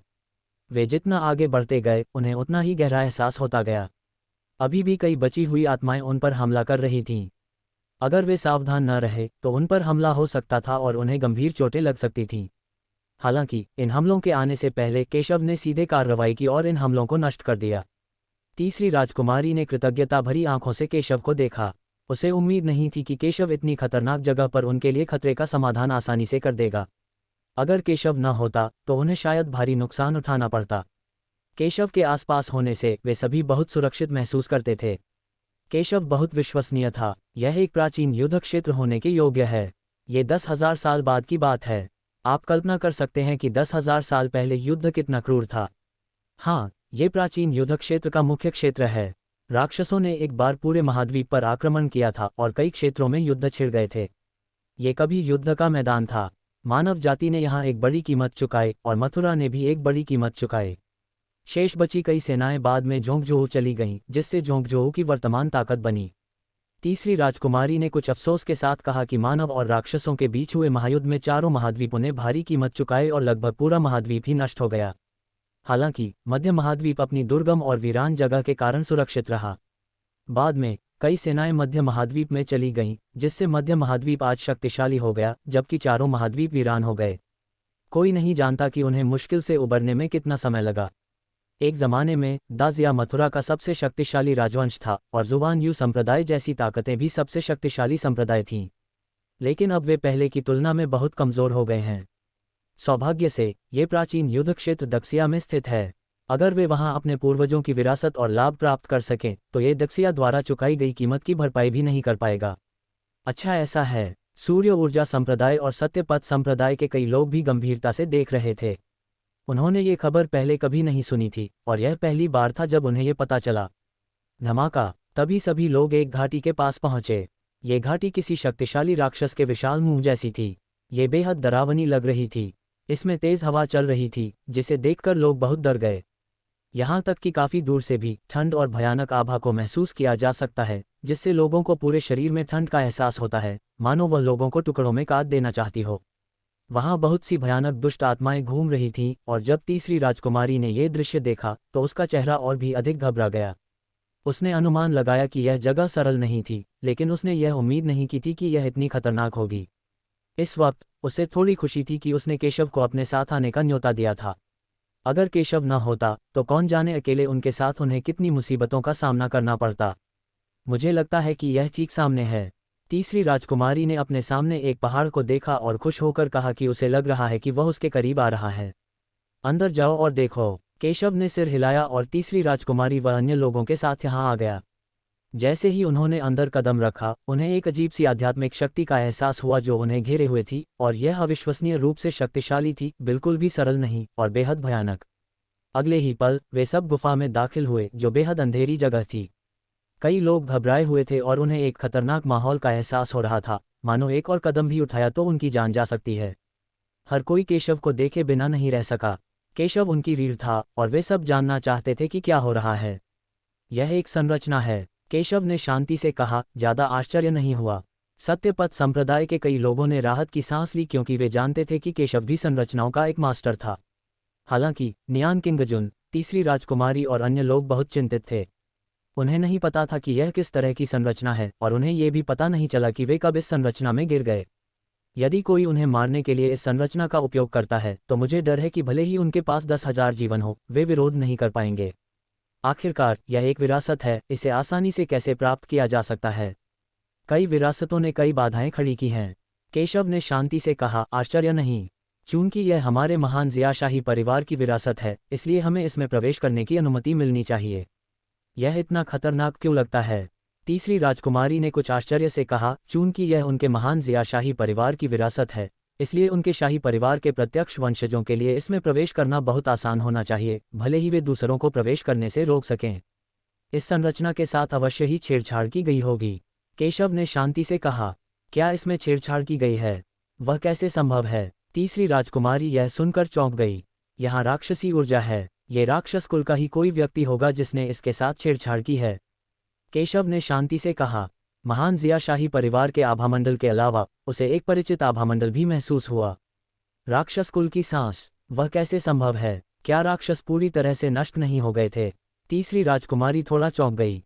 क्या पिछला मानव युद्ध मानव जाति की विजय के साथ समाप्त नहीं हुआ था? अन्यथा अभी भी कई राक्षस हैं जो थोड़े अजीब हैं और पूरी तरह से नहीं मरे हैं। केशव ने कहा कि यद्यपि मानव जाति ने शुरुआत में जीत हासिल की, राक्षस अजीब और विचित्र थे और कई राक्षसों ने जीवित रहने के विभिन्न साधनों का उपयोग किया और पूरी तरह से गायब नहीं हुए होंगे। उदाहरण के लिए, जिन राक्षसों को पहले सूर्य ऊर्जा संप्रदाय के पूर्वज द्वारा दबा दिया गया था। सावधान रहना, केशव ने शांति से कहा कि हालांकि यह संरचना दूसरों के लिए अजीब और डरावनी थी, लेकिन उसके लिए ये कुछ भी नहीं थी। आखिरकार वह स्वर्ग में सर्वोच्च संरचना का स्वामी था और इस संरचना से उसे कोई खतरा नहीं था। बूम! केशव ने एक कदम आगे बढ़ाया। तीसरी राजकुमारी ये देखकर कहना चाहती थी कि सावधान हो जाओ, लेकिन इसी क्षण वह संरचना प्रत्यक्ष रूप से सक्रिय हो गई और एक अनंत शक्तिशाली आभा प्रत्यक्ष रूप से मुक्त हो गई।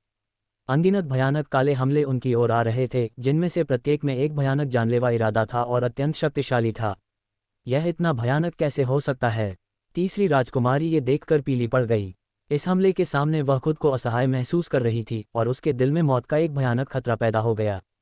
उसने केशव और बाकियों को चिंता से देखा। उसकी वजह से ही केशव और बाकियां यहाँ आए थे। हाँ, तीसरी बहन वास्तव में महत्वाकांक्षी है, लेकिन यदि आप विरासत के लिए मेरे साथ प्रतिस्पर्धा करना चाहते हैं तो आप कभी भी मेरी प्रतिद्वंद्वी नहीं हो सकती। तीसरे राजकुमार ने यह सुना और एक क्षण विचार करने के बाद कहा कि यद्यपि वह अभी भी थोड़ा दुखी था, फिर भी उसे अपनी शक्ति पर पूरा भरोसा था और स्पष्टतः उसे विश्वास था कि तीसरी राजकुमारी विरासत के लिए उससे प्रतिस्पर्धा नहीं कर सकती। विषम ने यह सुना और व्यंग्यात्मक लहजे में कहा, तीसरे राजकुमार, इससे पहले कि आप विरासत के लिए लड़ें, मैं एक निजी मामले को निपटाने के लिए कुछ समय लेना चाहता हूं। उसकी नज़रें केशव पर टिकी थीं। जाहिर है उसका निशाना केशव ही था। आज केशव से निपटने की योजना बना रहा हूं। केशव ने जब ये सुना तो उसके होठों पर व्यंग्यात्मक भाव उभर आया। उसने विषम की ओर देखा। उसे अभी तक विषम और बाकी लोग नहीं मिले थे, लेकिन वह अपनी मर्जी से मरना चाहता था। लेकिन उन्होंने विषम को गंभीरता से नहीं लिया। चूंकि विषम केशव से निपटना चाहता है तो आगे बढ़ो, मैं तुम्हारा समर्थन करता हूं। संयोग से मुझे उससे कुछ शिकायतें हैं, इसलिए तुम्हारी मदद से मुझे एक समस्या का समाधान करने में मदद मिलेगी। तीसरे राजकुमार ने जब ये सुना तो उसके होठों पर व्यंग्यात्मक भाव उभर आया।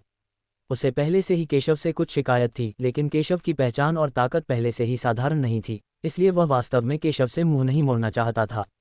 लेकिन अगर विषम केशव से निपटना चाहता था तो वह स्वाभाविक रूप से उसका समर्थन करेगा।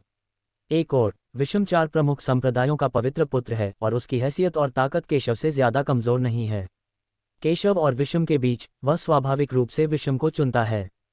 इसके अलावा उसके और केशव के बीच भी शिकायतें हैं, इसलिए अगर विषम केशव से निपटने का फैसला करता है तो वह स्वाभाविक रूप से मना नहीं करेगा, बल्कि उसका स्वागत भी करेगा। आपकी हिम्मत कैसे हुई आदरणीय के प्रति इतना अनादर करने की? इस समय शून्य में महान ज़िया-शाही परिवार के पूर्वज ने इसे सुना और गुस्से से कहा, आदरणीय केशव मानव जाति की भविष्य की आशा हैं और सभी उनका आदर करते हैं। हालांकि उनके वंशज केशव के साथ बहुत अशिष्ट व्यवहार करते थे, जिससे वे बहुत क्रोधित होते थे। पूर्वज। तभी तीसरे राजकुमार ने शून्य में तैरते हुए बूढ़े व्यक्ति की आकृति देखी। उसकी आंखें बदल गईं और उसने जल्दी से सम्मानपूर्वक उसे सलाम किया, लेकिन उसकी आंखें संदेह से भरी थीं। पूर्वज ने केशव को आदरणीय क्यों कहा और केशव से उसकी बातें सुनकर वह इतना क्रोधित क्यों हुआ? मैंने कभी नहीं सोचा था कि हजारों साल बाद मेरे वंशजों में तुम्हारे जैसा कोई होगा। तुम न सिर्फ आदरणीय के प्रति इतने अनादरपूर्ण हो, बल्कि तुम मेरी विरासत का इस्तेमाल दूसरों को अपने पक्ष में करने के लिए सौदेबाजी के तौर पर भी करना चाहते हो। क्या मेरी विरासत सचमुच इतनी तुच्छ है? महान ज़िया-शाही परिवार के पूर्वज नाखुश होकर बोले और तीसरे राजकुमार से बहुत असंतुष्ट थे। पूर्वज, ये वैसा नहीं है जैसा आप सोचते हैं। तीसरे राजकुमार ने जब ये सुना तो उसका चेहरा खराब हो गया। उसे उम्मीद नहीं थी कि उसके शब्दों और कार्यों से पूर्वज नाराज हो जाएंगे और वह जल्दी से उसे समझाना चाहता था। साथ ही उसे तीसरी राजकुमारी और बाकी लोगों पर बहुत गुस्सा आ रहा था। उन्होंने उसे क्यों नहीं बताया कि पूर्वज यहाँ हैं? उल्टा उसने पूर्वज का अनुग्रह खो दिया, जिससे उसकी विरासत पाने की संभावना कम हो सकती थी।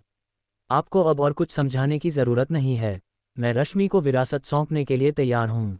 बूढ़े पूर्वज ने ठंडे स्वर में कहा कि यदि तीसरे राजकुमार ने उसके सामने इतनी अहंकारपूर्ण बातें न की होती तो वह इस पर विचार कर सकता था, लेकिन अब उसने अपना मन बना लिया है और तीसरी राजकुमारी को विरासत सौंपने का निर्णय कर लिया है। पूर्वज नहीं। पूर्वज की बातें सुनकर तीसरे राजकुमार का चेहरा बहुत खराब हो गया। उसे उम्मीद नहीं थी कि उसे विरासत पाने का मौका भी नहीं मिलेगा। मैंने अपना मन बना लिया है और आपको अपनी पिछली अशिष्टता के लिए माननीय न्यायाधीश से क्षमा मांगनी चाहिए, पूर्वज ने ठंडे स्वर में कहा। उसने केशव की ओर क्षमाप्रार्थी भाव से देखा। महामहिम, मुझे सचमुच खेद है। ऐसा लगता है कि मेरे कनिष्ठ ने उसे ठीक से शिक्षा नहीं दी, जिसके कारण वह आपके प्रति इतना असभ्य व्यवहार कर रहा है। इससे कोई फर्क नहीं पड़ता, मुझे इसकी परवाह नहीं है। जब केशव ने ये सुना तो उसे बिल्कुल भी परवाह नहीं हुई। क्यों? जब तीसरे राजकुमार ने ये सुना तो उसका चेहरा बेहद उदास हो गया। उसने अपना सिर उठाया, समझ नहीं पा रहा था कि पूर्वज केशव के प्रति इतना सम्मान क्यों रखते हैं, और उसने उससे केशव से माफ़ी मांगने को भी कहा। एक राजकुमार के रूप में अन्य संत भी उसे अपमानित करने का साहस नहीं कर सकते थे। हालांकि उसने विषम और अन्य लोगों को अपने पक्ष में करने की कोशिश की, विषम और अन्य लोग उसके साथ अशिष्ट व्यवहार करने का साहस नहीं कर सकते थे।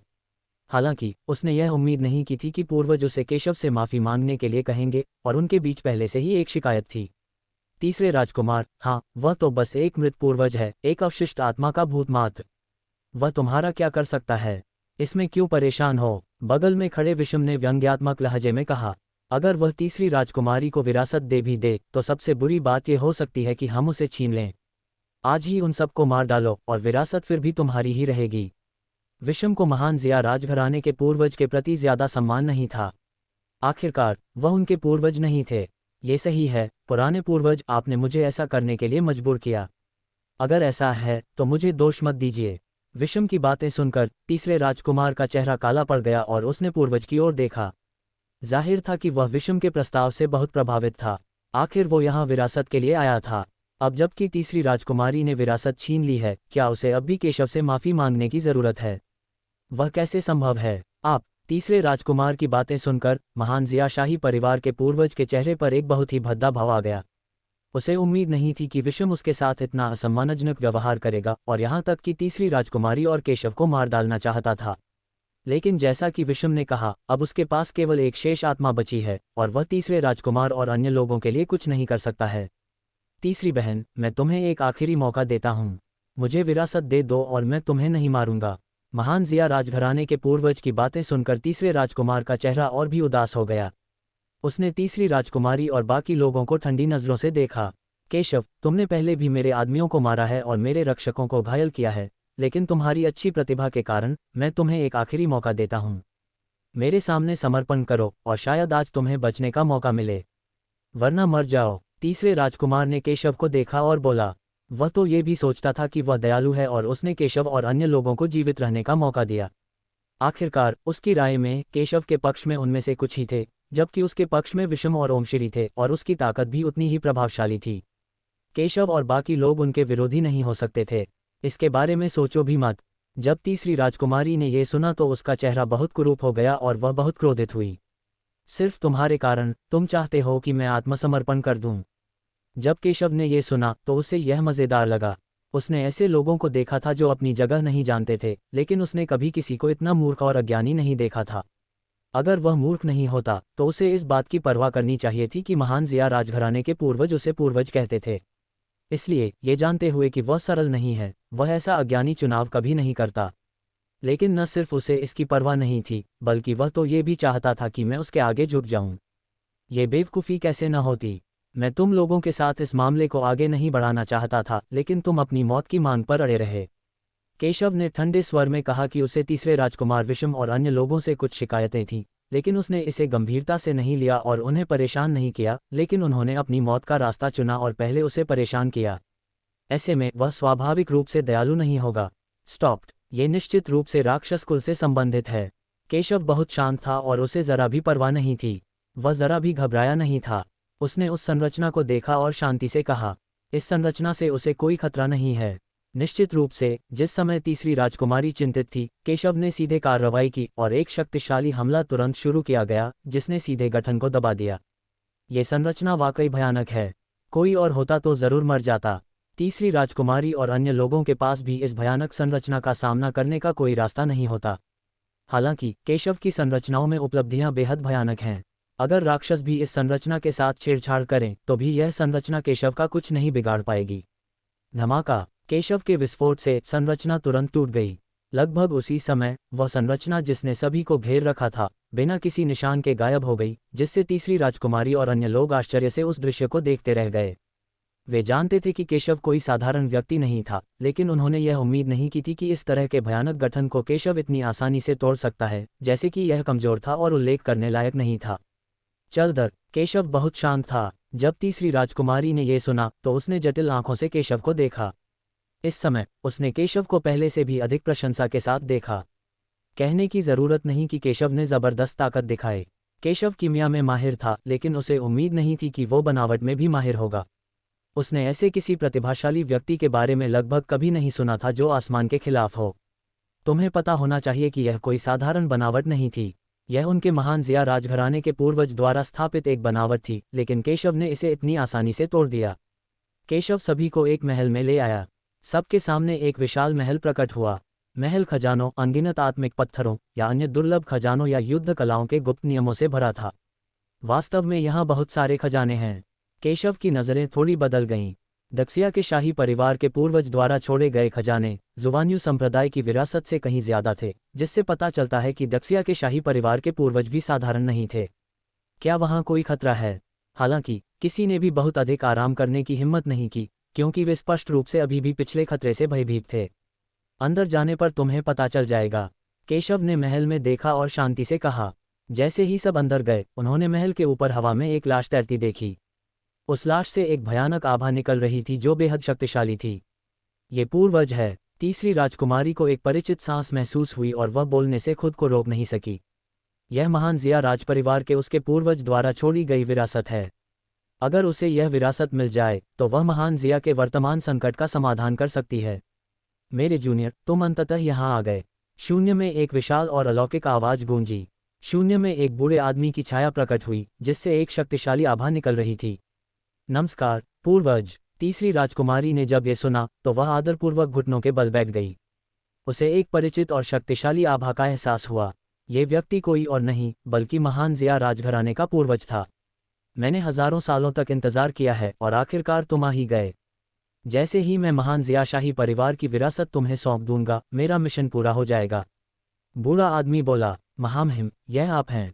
इस समय बूढ़े व्यक्ति ने केशव को फिर से देखा और उसकी आंखें बहुत सम्मानजनक लग रही थीं।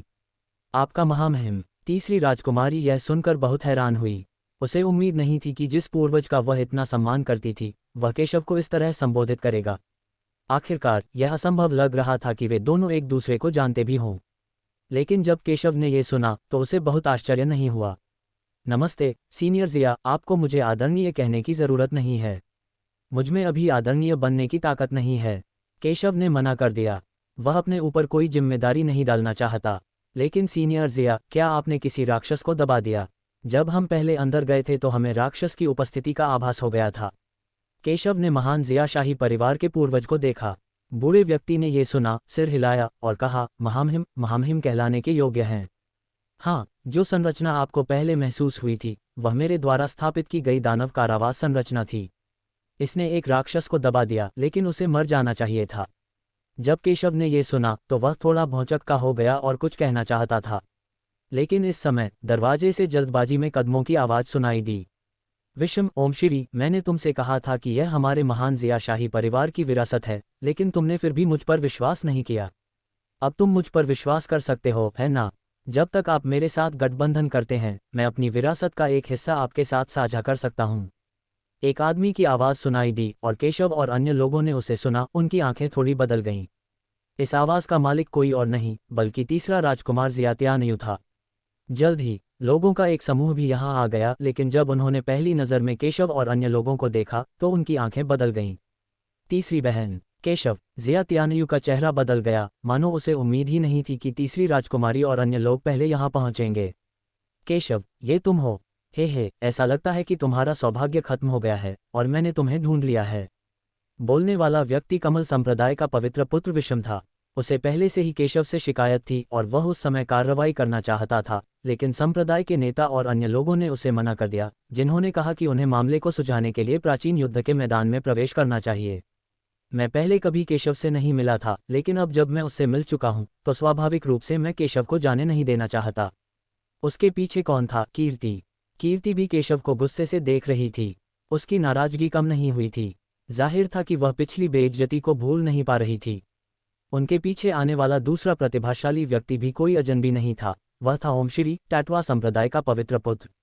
टाटवा संप्रदाय के नेता ने पहले भी जोरावर के साथ शर्त लगाई थी कि केशव टाटवा संप्रदाय के शिष्यों का मुकाबला नहीं कर सकते। उस समय भी उन्होंने ऐसा ही सोचा था, लेकिन केशव और किन्यानरान के बीच लड़ाई देखने के बाद उन्हें पता चला कि केशव साधारण नहीं है, जिससे वे काफी सतर्क हो गए। कैसे? त्यान्यू, मैं यहाँ नहीं आ सकता। जब तीसरी राजकुमारी ने यह सुना तो उसका स्वर थोड़ा अप्रिय था। उसके अग्रिम पंक्ति छोड़ने और स्थानांतरित होने का कारण भी तीसरे राजकुमार से संबंधित था। तीसरे राजकुमार की बात सुनकर वह स्वाभाविक रूप से दुखी हुई। हाँ, आप किस बारे में बात कर रही हैं, तीसरी बहन?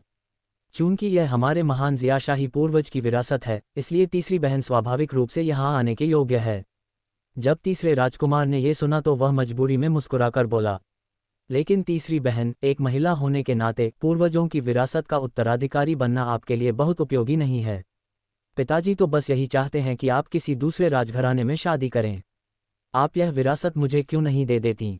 जब मैं भविष्य में राजगद्दी के लिए लड़ूंगी तो मैं आपकी यह समस्या हल कर सकती हूँ। आप क्या सोचती हैं? तीसरे राजकुमार ने तीसरी राजकुमारी की ओर देखा और व्यंग्यात्मक लहजे में कहा। कहने की जरूरत नहीं है कि तीसरी राजकुमारी शायद शाही विरासत प्राप्त करने के लिए यहाँ आई थी, लेकिन तीसरा राजकुमार झगड़ा नहीं करना चाहता था, इसलिए उसने तीसरी राजकुमारी को एक मौका दिया। तीसरे राजकुमार की बातें सुनकर तीसरी राजकुमारी थोड़ी नाराज दिखी। मेरी शादी मेरा अपना फैसला है, और कौन कहता है कि मेरी विरासत बेकार है? भाई त्यानयू, अगर तुम्हें विरासत चाहिए तो तुम खुद इसके लिए लड़ सकते हो। मैं इसे तुम्हें नहीं दूंगी। अगर तुम इसे जीत गए तो मैं और कुछ नहीं कहूंगी। तीसरी राजकुमारी मार्शल आर्ट का अभ्यास इसलिए करना चाहती थी क्योंकि वह जानती थी कि अगर वह सेना को नियंत्रित नहीं कर सकी और अपनी भूमिका खो बैठी तो वह सबसे बड़ी राजकुमारी और दूसरी राजकुमारी के साथ विवाह का साधन बन जाएगी। वुकिंग शाही परिवार की सबसे निर्दयी महिला है। वह इस सच्चाई को अच्छी तरह जानती है, इसलिए वह शक्तिशाली मार्शल आर्ट का अभ्यास करना चाहती है। खुद पर मजबूती से नियंत्रण रखना ही सबसे विश्वसनीय है। तुम कितने पाखंडी हो! तुम तो चींटी जैसे इंसान हो, फिर भी मेरे सामने इतना दिखावा करने की हिम्मत कैसे कर रहे हो? केशव की बातें सुनकर तीसरे राजकुमार का चेहरा काला पड़ गया। मेरे लिए इस बदमाश को मार डालो। उसके पीछे खड़े अनगिनत प्रतिभाशाली लोगों ने यह सुना, अपने हथियार निकाले और केशव को मारने के लिए दौड़ पड़े। मुझे तुमसे कोई शिकायत नहीं है। मैं तुम्हें सलाह देता हूं कि तुम अपनी मौत मत चाहो। केशव ने उदासीनता से उनकी ओर देखा और शांति से बोला, लेकिन उसके शांत शब्दों में राजसीपन का भाव था। उसका स्वर बहुत ठंडा है। केशव के शब्दों को सुनने के बाद जो प्रतिभाशाली लोग कार्रवाई करना चाहते थे, वे ठंड महसूस करने से खुद को रोक नहीं पाए।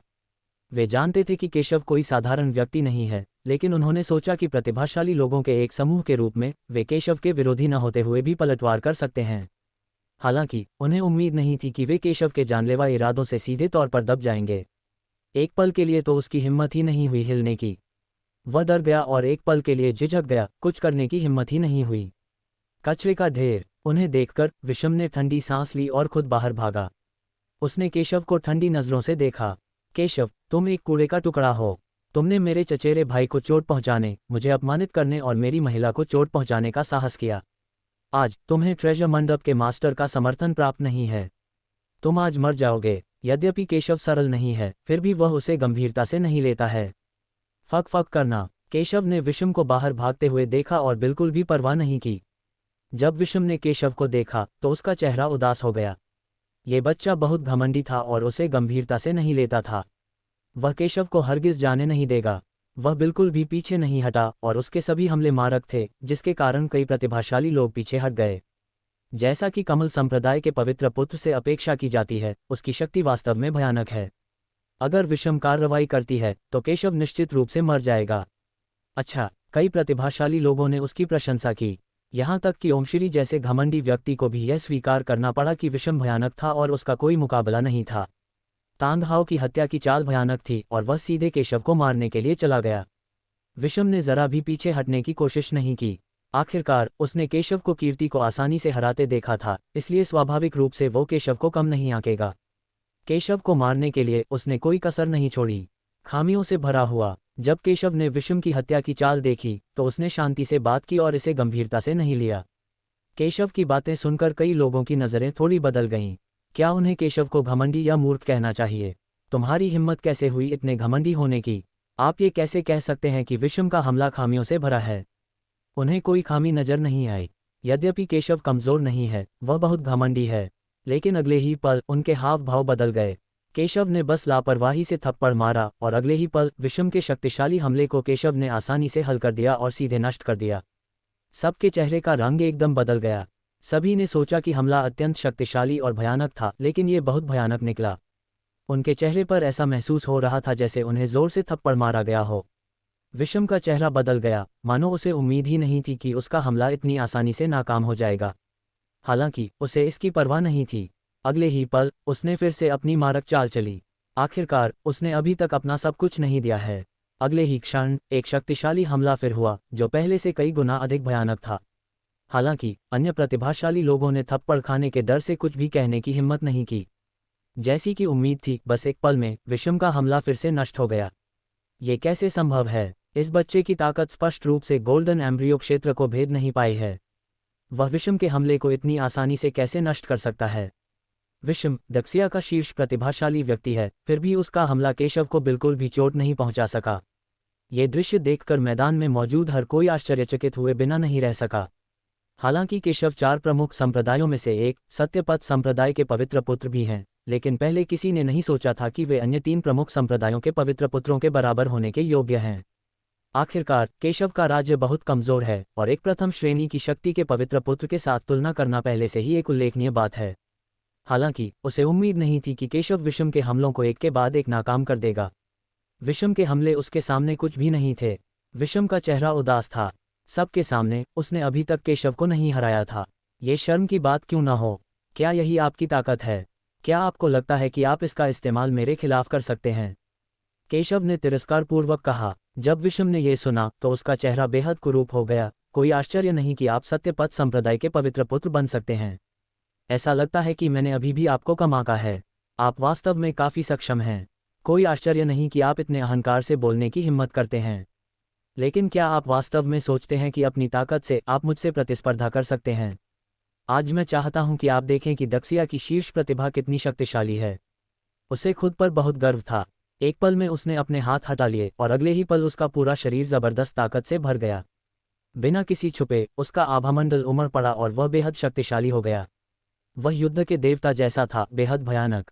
उसके शरीर से निकला भयानक दबाव फूट पड़ा, जिससे मैदान में मौजूद अनगिनत प्रतिभाएं दब गईं और हिलने डुलने में असमर्थ हो गईं। क्या ये विषम की असली ताकत हो सकती है? कितनी भयानक शक्ति! मेरी ताकत दबा दी गई है। कई प्रतिभाशाली लोग ये कहने से खुद को नहीं रोक सके कि उन्हें सांस लेने में कठिनाई हो रही थी और वे जल्दी से पीछे हट गए। मरना! विषम ने केशव को ठंडी नजरों से देखा और उसके पैरों के नीचे एक बड़ा गड्ढा फट गया। अगले ही पल उसका शरीर बिजली की तरह जबरदस्त ताकत के साथ मैदान में मौजूद सभी लोगों को हिलाकर रख दिया। क्या यही आपकी ताकत है? ये देखकर केशव ने तिरस्कारपूर्वक कहा, अभी भी असहमत। हालांकि विषम उस समय शक्तिशाली और मजबूत था, फिर भी उसने अपनी आंखों का अनुसरण नहीं किया। हंफ! बहुत घमंडी! केशव की बातें सुनकर विषम का चेहरा काला पड़ गया। ऐसा लग रहा था जैसे पहली बार उसे कोई ऐसा व्यक्ति मिला हो जो उसे इस तरह नीची नज़र से देखता हो। लेकिन उसने सचमुच केशव को गंभीरता से नहीं लिया। उसकी नज़र में केशव शायद इस समय बस पकड़े हुए था। मरना! अगले ही पल वह हाथ में एक बड़ी मुट्ठी लिए केशव के सामने से तेजी से आगे बढ़ा और अचानक वार करके केशव को दबा दिया। उसकी गति इतनी तेज थी कि आसमान और धरती में एक बड़ा सा छेद हो गया। पवित्र पुत्र, सावधान रहो! केशव! जब नियान किंगजुन और अन्य लोगों ने यह दृश्य देखा, हालांकि वे जानते थे कि केशव बहुत शक्तिशाली था, वे केशव के बारे में चिंतित होने से खुद को नहीं रोक सके। आखिरकार तांग हाओ की प्रतिष्ठा सर्वविदित है और दक्षिया में लगभग हर कोई उसे जानता है। यहाँ तक कि सूर्या को पहले भी विषम ने हराया था। विषम एक योग्य शीर्ष प्रतिभाशाली व्यक्ति है। हालांकि वे केशव की बिल्कुल भी मदद नहीं कर पाए। विषम के भयानक दबाव में वे लगभग हिल भी नहीं पा रहे थे। वे बस ये दृश्य देख सकते थे और केशव की बिल्कुल भी मदद नहीं कर पा रहे थे। हालांकि केशव को इसकी जरा भी परवाह नहीं थी, उसके चेहरे पर तिरस्कार का भाव था। जैसे ही तानघाव ने मुक्का मारा, उसने भी मुक्का मार दिया। केशव का मुक्का देखकर विषम का चेहरा उदास हो गया और वह खुद को उपहास करने से नहीं रोक सका। उसके हमले का सामना करते हुए उसने वास्तव में उसे कम आंकने और अपनी नंगी मुट्ठियों से पलटवार करने की हिम्मत की। क्या वह सचमुच खुद को अजेय समझता था? उसने सोचा कि केशव मौत को दावत दे रहा है। हालांकि जिस क्षण केशव का मुक्का उसके हमले से टकराया, विषम का चेहरा पूरी तरह बदल गया। उसने महसूस किया कि एक भयानक शक्ति सीधे उसकी ओर आ रही है, जो उसकी शक्ति से अनगिनत गुना अधिक है। टकराना। उसका हमला एक पल में ही नष्ट हो गया और वह कमजोर हो गया। ऐसा लग रहा था जैसे उसे कोई जोरदार झटका लगा हो और अगले ही पल एक मुक्का लगने से वह बेहोश हो गया। टकराना। उसका शरीर जमीन से टकराया, जिससे धरती में एक बड़ा छेद हो गया। चारों ओर मौत जैसा सन्नाटा था और किसी ने भी ऐसे दृश्य की उम्मीद नहीं की थी। वहां पूरी तरह से सन्नाटा था, किसी की बोलने की हिम्मत नहीं थी। वह कैसे संभव है? किन-रुक्सी को यकीन नहीं हो रहा था। उसे यकीन नहीं हो रहा था कि जिस कचरे को उसने छोड़ा था, वह इतना भयानक हो जाएगा। विषम भी उसका मुकाबला नहीं कर सकता था। क्या उसने गलत चुनाव किया? एक क्षण के लिए वह कुछ संदेह और खेद महसूस करने से खुद को नहीं रोक सकी। क्या ये बहुत मजबूत नहीं है? पवित्र पुत्र। कमल संप्रदाय के अन्य प्रतिभाशाली लोगों ने अपने भाव बदल दिए और विषम को जल्दी से देखा। यदि वे होते तो संभवतः ऐसे हमले में उनकी मृत्यु हो जाती। लानत है, लड़के, मैं तुम्हें मार डालूंगा, तुमने मुझे चोट पहुंचाने की हिम्मत की। लेकिन इस समय एक गुस्से भरी दहाड़ सुनाई दी और यह विषम के शब्द थे। वह धरती से बाहर निकला और केशव को अत्यंत आक्रोश से देखा। आखिरकार उसे पहले कभी इतना जबरदस्त झटका नहीं लगा था। ये बेहद अपमानजनक था। वह इसे स्वीकार नहीं कर सकता। पहले यह उसकी असली ताकत नहीं थी, लेकिन अगले ही पल उसके शरीर से एक मजबूत आभा फूट पड़ी। उसके वंश की शक्ति सीधे प्रकट हो गई। उसका वंश 7वीं कक्षा के प्राचीन राक्षस भालू का था, लेकिन यह उनकी असली ताकत नहीं है। प्राचीन दिव्य राजा शरीर। वह एक मजबूत शरीर के साथ बाहर फट। यही उसकी असली ताकत है। प्राचीन दिव्य राजा शरीर। ये संत पुत्र का छिपा हुआ रहस्य है। वह मूल रूप से पवन और मेघ संप्रदाय के संत पुत्र के चमकदार युद्ध शरीर के साथ प्रतिस्पर्धा करना चाहता था, लेकिन उसने यह उम्मीद नहीं की थी कि इसका समय से पहले उपयोग किया जाएगा। कमल संप्रदाय के कई प्रतिभाशाली लोगों की नज़रें बदल गईं। वे सभी जानते थे कि विषम की भी एक खास काया है, लेकिन उसे पहले छिपाया गया था। उन्होंने मूल रूप से कमल संप्रदाय के पवित्र पुत्र के साथ प्रतिस्पर्धा करते समय प्रतिद्वंद्वी को चौंका देने के लिए इसका इस्तेमाल करने की योजना बनाई थी, लेकिन उन्हें उम्मीद नहीं थी कि यह पहले ही सामने आ जाएगा। लेकिन इससे ये भी पता चलता है कि केशव की ताकत कितनी भयानक है। वे सब केशव को डर से देखने लगे। ये कैसा सनकी आदमी है? उन्होंने ऐसा भयानक आदमी कभी नहीं देखा था। इसने तांग शेंगजी को अपने वंश और विशेष शरीर को उजागर करने के लिए मजबूर किया, और उन्होंने ये भी नहीं देखा कि केशव ने कितने कार्ड उजागर किए थे। केशव, तुमने मुझे इस मुकाम तक पहुंचाया है। अगर तुम मर भी गए तो भी तुम्हें अपने आप पर गर्व होगा। विषम ने ठंडे और गुस्से से कहा। हालांकि आज उसका रहस्य समय से पहले ही उजागर हो गया था। उसकी ताकत इस समय अपने चरम पर पहुंच गई है और वह दिशा क्षेत्र के नीचे लगभग अजेय है। अगले ही पल वह सीधे केशव की ओर दौड़ा। उसकी आकृति एक प्रतिबिंब में बदल गई। कितनी भयानक गति है! उसकी गति पहले से ही भयानक थी और अब तो और भी तेज हो गई थी। नियान किंगजुन जैसा प्रतिभाशाली व्यक्ति भी ज्यादा कुछ नहीं देख सकता था। हालांकि केशव ने तिरस्कार के साथ एक ठंडी मुस्कान दिखाए। अगले ही पल उसने सीधे मुक्का मारा। ये कैसे संभव है कि आपने इस संत पुत्र की खोज की? एक हैरान आवाज गूंजी। विषम की आवाज थी। उसे उम्मीद नहीं थी कि केशव उसे ढूंढ पाएगा। यह आदमी किस तरह का राक्षस है? हालांकि उसे खोज लिया गया था, फिर भी उसने अपने हमले में कोई कमी नहीं छोड़ी और तुरंत मार डाला। ये पिछले हमले से कई गुना अधिक भयानक है। विषम, जिसकी रक्त शक्ति और विशेष काया विस्फोटित हो गई है, अब पहले से कई गुना अधिक मजबूत है। इसमें कोई आश्चर्य नहीं कि विषम इतना आश्वस्त है। भले ही केशव सरल न हो, वह उससे प्रतिस्पर्धा नहीं कर सकता। हालांकि विषम का सामना करते हुए जिसकी ताकत कई गुना बढ़ गई है, केशव शांत और बेफिक्र रहता है और अभी भी लापरवाही से मुक्का मारता है। यह अभी भी वही चाल है। केशव को अब भी बेपरवाही से घूंसे बरसाते देख विषम पूरी तरह से आग बबूला हो गया। उसने घमंडी लोग तो देखे थे, पर इतना घमंडी कभी नहीं देखा था।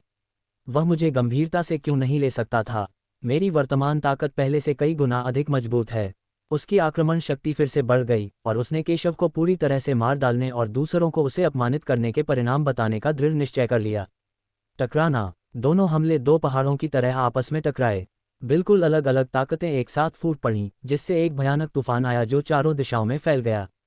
इस भयानक ताकत ने आसपास के कई प्रतिभाशाली लोगों को उड़ा दिया। नहीं चाहिए। घृणास्पद। बहुत मजबूत। उनकी ताकत भयानक है, यहाँ तक कि उनके बाद की स्थिति भी हमारी क्षमता से परे है। अनगिनत प्रतिभाएं अपने में भारी परिवर्तन करने से नहीं बच सकी, और शेष बची शक्ति पहले से कई गुना अधिक भयावह थी। उन्हें इससे भी अधिक आश्चर्य इस बात पर हुआ कि केशव अभी भी इस कदम का विरोध करने में सक्षम था और उसे कोई चोट नहीं आई। भले ही विषम मजबूत हो गया है, केशव अभी भी हमला करना जारी रखेगा। धत्तेरी की, विषम का चेहरा उदास था। उसे उम्मीद नहीं थी कि केशव उसके हमले का सामना करेगा। उसका चेहरा बदसूरत लग रहा था, वह केशव को कभी जाने नहीं देगा। गड़गड़ाहट, अनगिनत हत्या के वार उसके हाथों से फूट पड़े, केशव को मारने के लिए दृढ़ संकल्पित। हालांकि इन हमलों का सामना करते हुए केशव ने बिल्कुल भी परवाह नहीं की और बेतरतीब चालें चलीं, जिसके बाद विषम का हमला हुआ। विषम का हमला भयानक रूप से शक्तिशाली था और केशव का हमला भी कम शक्तिशाली नहीं था। विषम ने हमला जारी रखा, लेकिन उसकी अभिव्यक्ति शांत से गंभीर और अंततः थोड़ी घबराहट में बदल गई। शुरू में उसने सोचा था कि वह अपने वंश और विशेष शारीरिक शक्ति का इस्तेमाल करके केशव को जरूर मार सकता है और केशव को पूरी तरह से नष्ट कर सकता है। हालांकि उसे उम्मीद नहीं थी कि केशव फिर भी उसके हमले का सामना कर पाएगा। ऐसा लग रहा था जैसे उसके हमले का कोई असर ही नहीं हुआ। असंभव, विषम का चेहरा बेहद उदास था। भूतशूरा, विषम ने गुस्से से कहा। अगले ही पल उसका रूप अचानक बदल गया। 1-2 में बदल गया और 2-4 में। कुछ ही क्षणों में वह 64 भयानक आकृतियों में परिवर्तित हो गया, और भी अधिक भयानक, और प्रत्येक आकृति में भयानक शक्ति थी। केशव, नरक में जाओ, विषम ने अत्यधिक क्रोध के साथ कहा, और साथ ही प्रत्येक हमला बेहद भयानक था। मुझे उम्मीद नहीं थी कि भाई तांग स्वर्गीय रैंक मार्शल आर्ट का उपयोग करेंगे। यह एक निम्न श्रेणी की स्वर्गीय रैंक मार्शल आर्ट है, जो हमारे कमल संप्रदाय की सबसे शक्तिशाली मारक चालों में से एक है। वर्तमान में युवा पीढ़ी में केवल वरिष्ठ भाई तांग ही इसे कर सकते हैं। केशव मर गया है। ये दृश्य देखकर कमल संप्रदाय के सभी लोगों ने राहत की सांस ली। केशव निश्चित रूप से मर चुका था। केशव, तुम मर चुके हो। कीर्ति ने केशव को नाराजगी से देखा। केशव चाहे कितना भी ताकतवर क्यों न हो, वह मर ही जाएगा। ऐसा लग रहा था कि केवल इसी तरह केशव की मृत्यु ये साबित कर सकती थी कि उसका चुनाव सही था। ये शब्द सुनकर न्यान किंगजुन और तीसरी राजकुमारी केशव को चिंता से देखने से खुद को रोक नहीं पाईं। वे स्वाभाविक रूप से जानती थीं कि स्वर्गीय मार्शल आर्ट कितनी भयानक होती है। यद्यपि वे स्वर्ग स्तर की मार्शल आर्ट का भी अभ्यास कर सकते हैं, लेकिन वे अपनी पूरी ताकत प्रदर्शित करने में असमर्थ हैं। विषम की ताकत अब अपने चरम पर पहुंच गई है। वह केशव को मारने के लिए दृढ़ है। मास्टर ये, जल्दी से छिप जाओ। वे सभी चिंतित होकर केशव को देखने लगे और उसे मनाने की कोशिश करने लगे। हालांकि केशव हिला तक नहीं। इन 64 भयानक हमलों का सामना करते हुए उसे जरा भी परवाह नहीं थी। उसके मुंह के कोने पर तिरस्कार का भाव था।